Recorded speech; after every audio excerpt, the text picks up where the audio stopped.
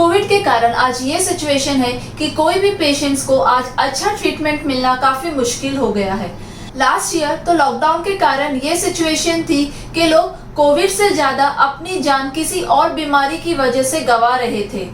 जहां एक तरफ कुछ डॉक्टर्स अपनी सारी ड्यूटीज एंड रिस्पॉन्सिबिलिटीज पूरा करने में डटे हुए थे, वहीं कुछ हॉस्पिटल्स ऐसे भी थे जो लोगों को मरने के लिए यूं ही छोड़ रहे थे, उन्हें एडमिशन नहीं दे रहे थे और उनका ट्रीटमेंट करने से मना कर रहे थे।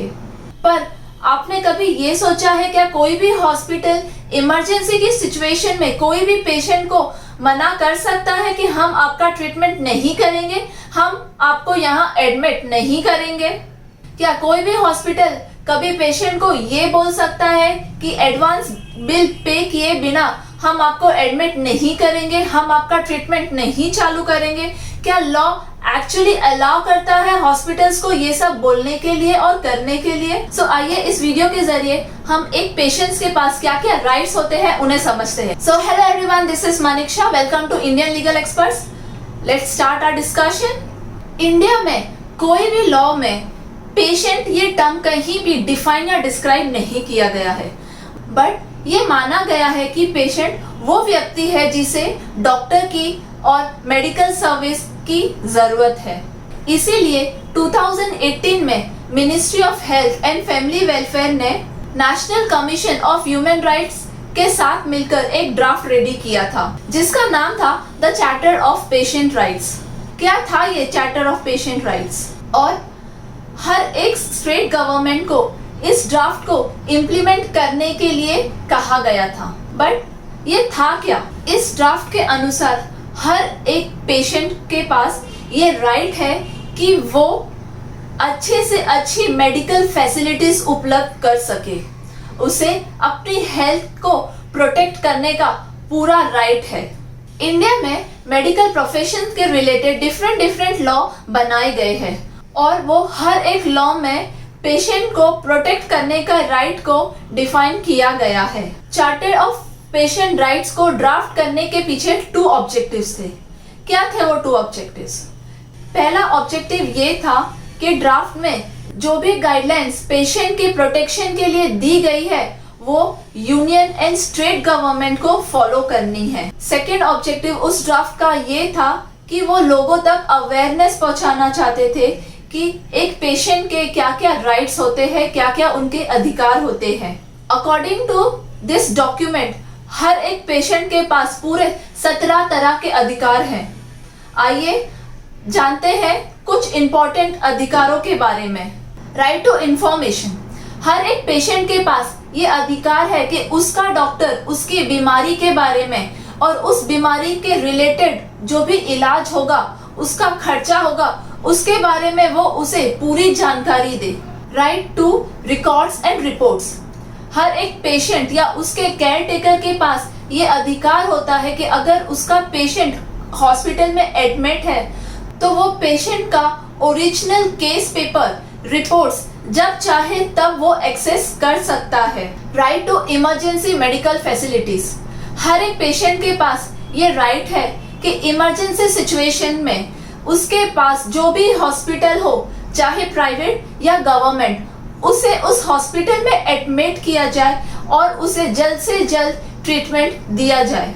कोई भी हॉस्पिटल या डॉक्टर के पास ये अधिकार नहीं होता कि वो इमरजेंसी सिचुएशन में पेशेंट को ट्रीट करने से मना कर सके। कोई भी हॉस्पिटल के पास ये अधिकार नहीं होता कि इमरजेंसी सिचुएशन में अगर पेशेंट के पास पैसे ना हो तो वो उसे प्रॉपर ट्रीटमेंट देने से मना कर सके।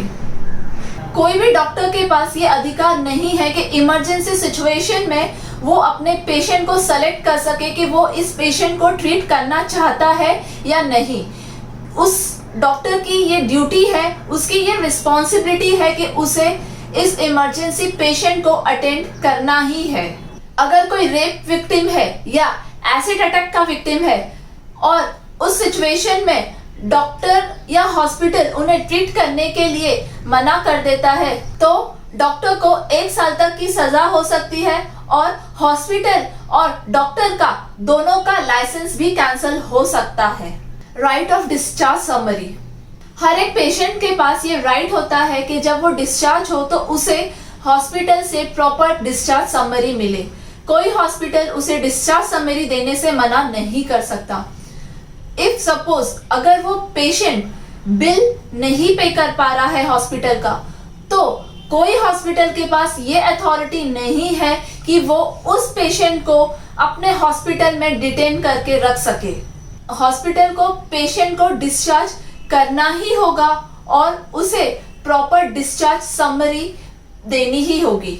Right of a dead body, अगर सपोज कोई पेशेंट किसी हॉस्पिटल में ट्रीटमेंट ले रहा है और उस ट्रीटमेंट के दौरान वो हॉस्पिटल में गुजर जाता है, तब हॉस्पिटल की रिस्पॉन्सिबिलिटी है कि वो उस डेड बॉडी के बारे में उसके केयर टेकर को या उसके रिलेटिव्स को इन्फॉर्म करे और वो डेड बॉडी उनके रिलेटिव्स या जो भी केयर टेकर है उन्हें हैंड ओवर करे। Right to have second opinion, हर एक पेशेंट के पास ये राइट होता है कि वो सेकेंड ओपिनियन यानी कि दूसरे डॉक्टर से भी सलाह मशवरा ले, दूसरे डॉक्टर के पास भी जाके क्रॉस चेक कर सके कि क्या ये डॉक्टर ने मुझे जो बताया है बीमारी और इलाज के बारे में वो सही है या गलत। Right to know the hospital rules and regulations, बहुत सारे रूल्स जो होते हैं वो हिडन होते हैं, वो प्रॉपरली या डायरेक्टली कम्युनिकेट नहीं किए जाते, इसीलिए वो जो रूल्स होते हैं वो ना ही पेशेंट को ना ही उनके केयर टेकर को पता होता है। और आप लोगों ने देखा होगा कि जो हिडन रूल्स होते हैं वो काफी छोटे छोटे अक्षरों में लिखे जाते हैं। तो हर एक पेशेंट का ये राइट है और हर एक हॉस्पिटल की, हर एक डॉक्टर की ये रिस्पॉन्सिबिलिटी है कि वो अपने पेशेंट को सारी चीजें क्लियरली कम्युनिकेट करे। अगर वो कोई भी कंसेंट फॉर्म पे साइन करा रहे हैं तो उस फॉर्म में क्या क्या लिखा हुआ है वो सारी चीजें उस पेशेंट को या उसके केयर टेकर को प्रॉपरली कम्युनिकेट करें। सो ये सारे इंपॉर्टेंट राइट्स हैं जो एक पेशेंट के पास होते हैं। आई होप मेरा ये आज का वीडियो आप लोगों के लिए यूजफुल हो। अगर इस वीडियो से आप लोगों को किसी भी तरह की हेल्प मिली हो तो प्लीज इस वीडियो को लाइक और शेयर जरूर कीजिए और हमारे चैनल को सब्सक्राइब कीजिए। Thank you.